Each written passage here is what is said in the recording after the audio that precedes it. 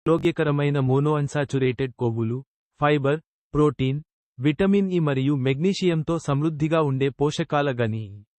ఇవి గుండె ఆరోగ్యం, బరువు నియంత్రణ మరియు చర్మ ఆరోగ్యాన్ని ప్రోత్సహిస్తాయి. వీటిని క్రమం తప్పకుండా తీసుకోవడం వల్ల చెడు ఎల్డిఎల్ కొలెస్ట్రాల్ను తగ్గించడానికి, రక్తంలో చక్కెరను నియంత్రించడానికి మరియు వాపును తగ్గించడానికి సహాయపడుతుంది, తద్వారా గుండె సంబంధిత ముఖ్యమైన ప్రయోజనాలను అందిస్తుంది. బాదం పప్పుల వల్ల కలిగే ముఖ్యమైన ఆరోగ్య ప్రయోజనాలు ఇవి. 1. గుండె ఆరోగ్యం మెరుగుదల. బాదంలో ఆరోగ్యకరమైన కొవ్వులు, ఫైబర్ మరియు యాంటీఆక్సిడెంట్లు పుష్కలంగా ఉంటాయి. ఇవి ఎల్డిఎల్ చెడు కొలెస్ట్రాల్ను తగ్గించడానికి, హెచ్డిఎల్ మంచి కొలెస్ట్రాల్ను పెంచడానికి మరియు రక్తపోటును తగ్గించడానికి సహాయపడతాయి. 2.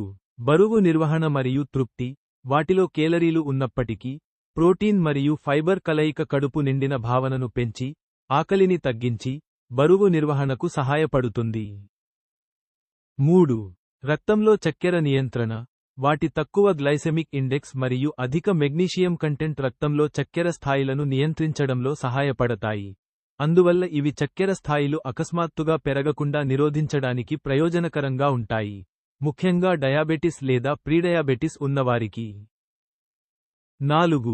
విటమిన్ ఇ మరియు యాంటీఆక్సిడెంట్లు పుష్కలంగా ఉన్నాయి. బాదంలో అధిక స్థాయిలో విటమిన్ ఇ ఉంటుంది.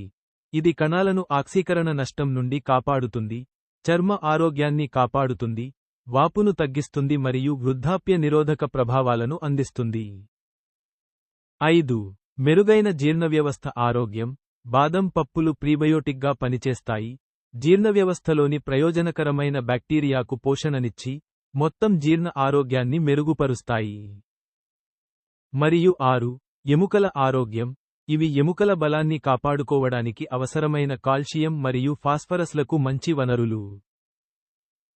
గరిష్ట ప్రయోజనం కోసం వినియోగ సూచనలు. 1. పరిమాణ నియంత్రణ.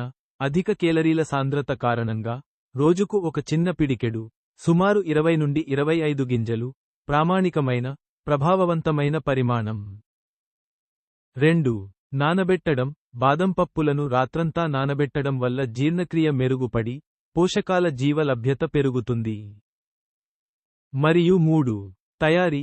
పచ్చి లేదా పొడిగా వేయించిన గింజలను ఎంచుకోండి, మరియు అధిక ఉప్పు లేదా అనారోగ్యకరమైన నూనెలు ఉన్న వాటిని నివారించండి.